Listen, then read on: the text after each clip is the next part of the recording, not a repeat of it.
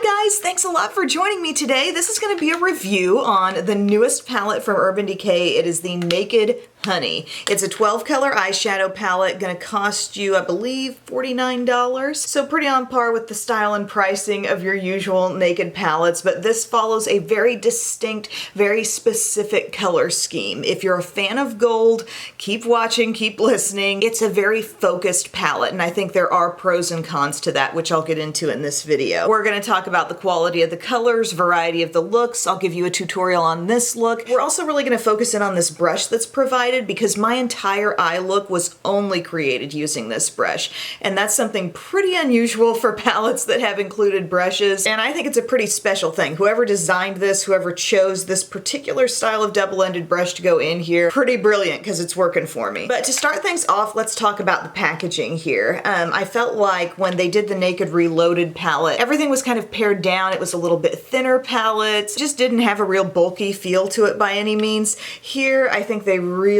wanted to make a statement with this packaging. You can see sort of this swirl going on throughout the background of it, and it really catches the light beautifully. It's fun to just sit here and just do this with, so I like that. It entertains me. But practically speaking, it is nice and solid, and it's the kind of thing like if I were traveling with a suitcase, I would feel like this protects itself, basically. I think it would take a lot to smash and break one of these. And then you open it up and you do have that nice mirror on the inside. And again, the size and sort of layout that we're used to in Naked palettes in general. Unlike their newer Reloaded palette, they haven't changed the size of any of them. They're all consistently sized across the board. 6 out of these 12 are mattes, so you do have an even split where that's concerned. Your lightest shade here actually has a very gentle sheen to it. It's a pearly color. I talk about that a little later in the video and how it can double as a great face highlight. But it's a very gentle sheen. I think it's a really well done color. Sweet is just this beigey color that I think really is a good blending helper. Great as you're kind of like assessing your end look and you're like, how can I make this look a little more smoothed out and professional? Take a little bit of that color and kind of blend your edge a bit. Or it could be a nice lid basic if you wanted to pull off a fully matte look with this palette, which is probably not the idea that jumps out at you immediately when you see these flashy metallics here, but it could be done. Swarm is very honey mustardy. You're going to see this working in my crease today, but it's also a nice kind of blending out the edge of your look type of color. Amber, absolutely gorgeous coppery shade here. So it's not strictly gold. We do have some kind of, I think, copper vibes coming out there. If you look at it in the pan, you see a micro fine sparkle, but it's nothing that really affects the texture of that shadow. It applies just like you would expect a really pigmented shimmer to apply. Moving on to Keeper, just a deeper take on Swarm. We've got Golden and Honey right here in the middle, and I think those are your real statement golds. Golden would be like your classic gold, and then Honey brings in a lot of yellow, even maybe just a hint of spring green to make it look so over the top yellow. It's just next level. I mean, picture the palette without that. It would still be a nice gold palette, but then boom, it's something really bright and potentially over the top. Now, with the textures of both of these shades, I mean, I think they're strong shimmers. They're very pigmented, but sometimes when you're working with those two on the eyes, I feel like, okay, I want to go over it a second time. I want to build it up just slightly more. There's just so much shimmer there, and if you're using kind of a padding approach on the eye, you might find yourself going back for more, but it's not an issue. It's not like I can't achieve what I'm looking to achieve. Queen actually incorporates a little bit of like a dark, dirty bronze, hint of olive in that shade, which I think is kind of interesting. And then we're going into a couple more matte options with Hive and Drip. Deeper mattes, but still kind of in that medium brown color family. Drip edges itself a little bit more toward a terracotta type shade, and Hive more of like a standard tan brown. HBIC over here is kind of interesting. I actually sense a little bit of like a deep rose gold, if that's a thing there, like rose gold mixed with bronze or something. And then our darkest shade over here is Sting, so that's going to be your dark matte brown. So I feel like the palette is well balanced with light, medium, and dark. I know ColourPop has a gold themed palette, and I don't own it, but I was looking at it online, and I was thinking, you know, I feel like this palette does offer a little more variety, just in different tones, but also in the color depth. Having a dark matte brown, I think, is really important to your really flashy shades and helping them really create a contrast on the eye. But I wanted to talk pros and cons about a palette when it's so one color scheme and so kind of gradient oriented, especially as you're looking at those mattes, you know, they really just get slightly deeper, slightly deeper, slightly deeper, but they're all really in the same color family. And I think the benefit to that, and I mentioned this as well with the Naked Reloaded palette, because I think they use some of this logic there as well, but one shade blends into the other very easily. So if you're trying to get a really diffused look, a really, frankly, well-blended, professional-looking eye, when your shades are not too far off from one another, they blend so easily. And then you've got your nice little kind of helper shade here with Sweet and maybe even Swarm that are nice around the outer edge. And you find that layering shades that are so closely tied here in the same color family can be very, very easy to do and give you that nice, smooth, finished look. So that's a benefit to having a palette that's really focused in on one color family.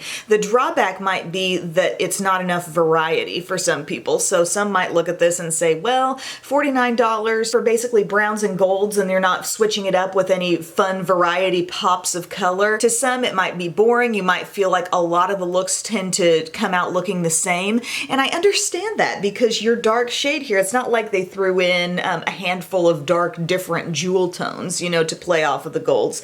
You're just working with browns here, okay, as your sort of contrast and depth. And it is going to cause a lot of looks to seem similar. Some people probably do not care. They just like the look of gold and they're into neutrals, and the easy blendability thing really speaks to you and you're like, that's cool, I'll take it. But for people who need a little extra variety, my mind instantly goes to like the Kristen Dominique palettes, okay? The Rustic Glam palette, even like the first one she put out and then the Lemonade one, like all of those have a certain amount of bouncing around color. Even for a small, I think 12 color palette, there's a lot of different things happening there, a lot of possibilities. And for some, that's the excitement you need, you know, that's the variety you need to feel satisfied. Here, you're not gonna turn out as many different kinds of looks, but I do think what you do will be easily executed and you'll get a really finished, really pro kind of look very easily. Now, how could you do things differently? Like I said, you could do an all matte look. One day I did like a really brighter gold on the lid, and then I went with more of the amber shade. Was it a big difference? No, but it was a subtle difference between the 2 days and the two kinds of looks. You could go much darker on your lid. You could focus your pop to maybe the inner corner or the lower lash line with your bold metallic shimmer. I mean, I feel like going forward, I want to challenge myself to really try to turn out some different things. I might just show them on my Instagram, or if you want to see them in a video, let me know. There's a nice mix of textures going on here, but just not a ton of color variety because it's all just focused in the same family. But as far as quality of the shadows, ease of application, I mean, these mattes are great.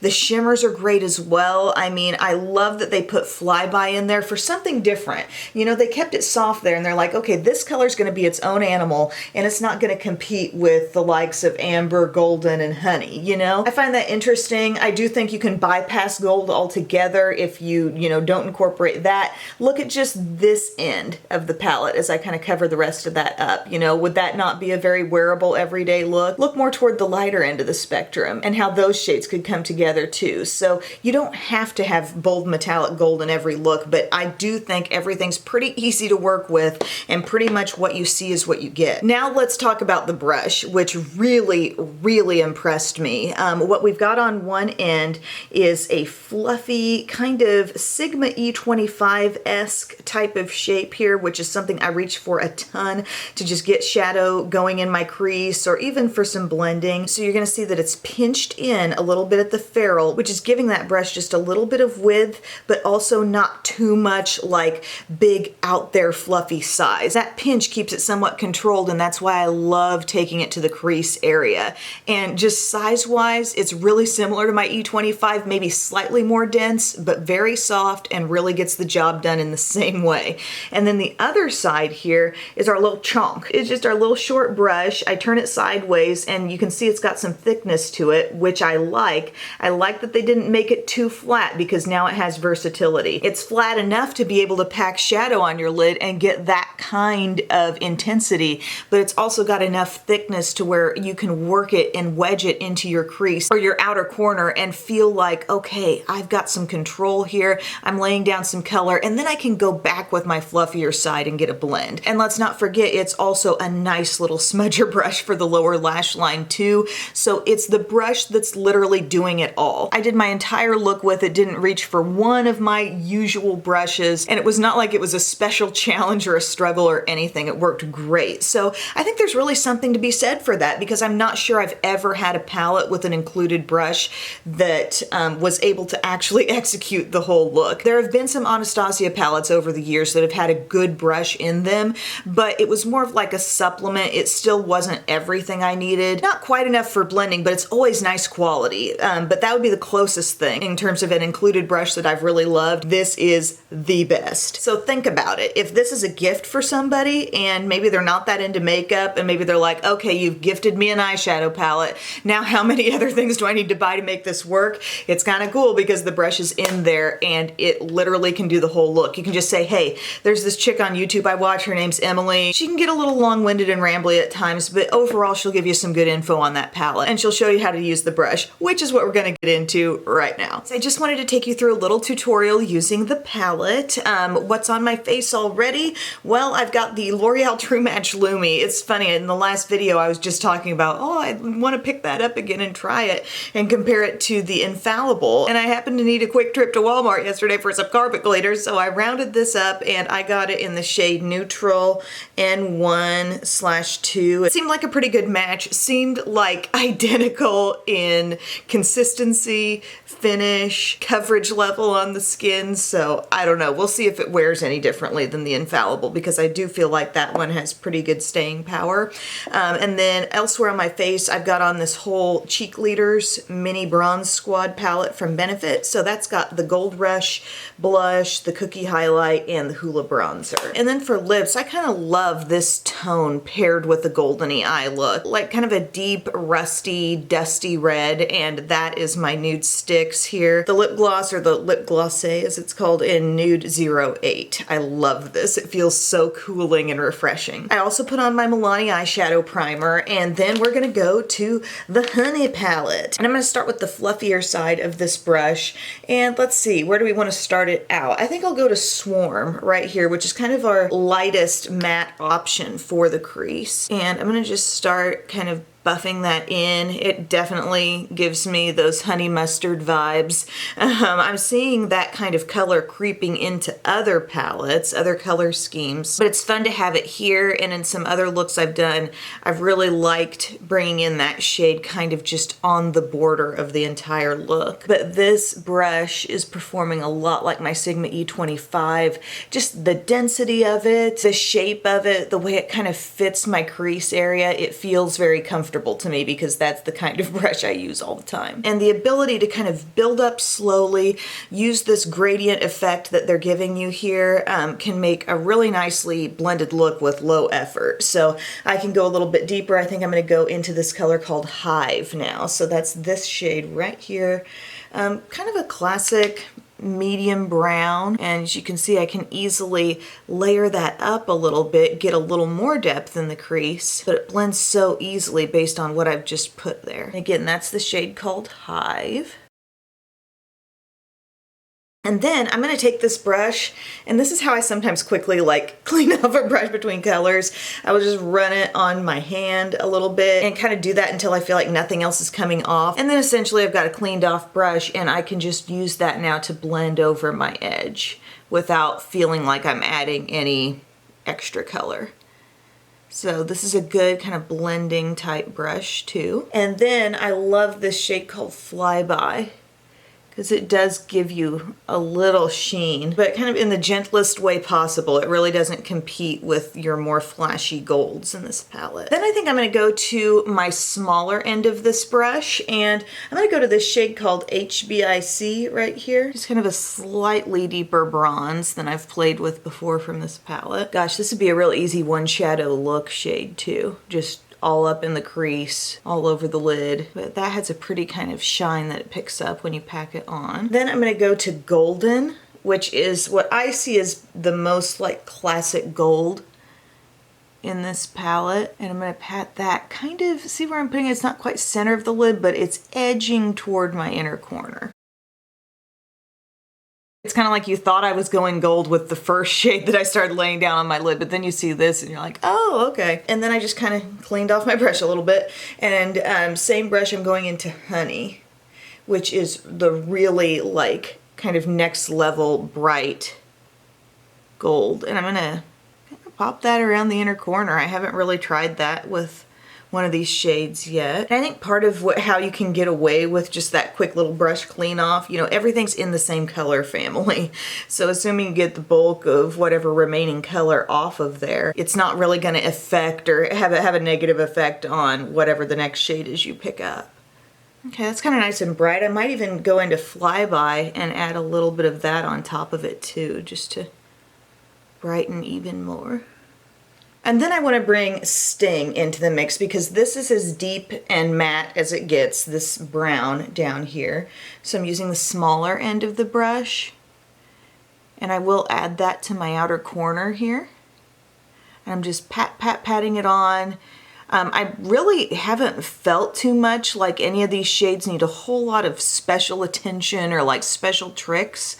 Again, I do have eyeshadow primer all over my lid, which I think helped grab some of these shimmers that we're going across.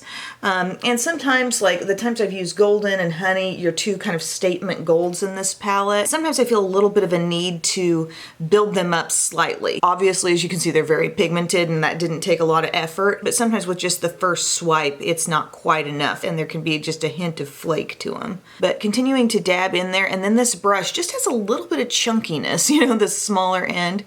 And you can kind of really use it as an outer corner type deal here. You know what I'm saying? Like really work it into that crease and then utilize your fluffier side to help you blend it all around. It's just kind of brilliant that the brush actually works in this palette for really any step you might need. Again with Sting, that's our darkest shade. Just patting it on, no big deal. And you wouldn't feel like you needed to bring this shade into every look, like, oh, I need to use that dark brown all the time.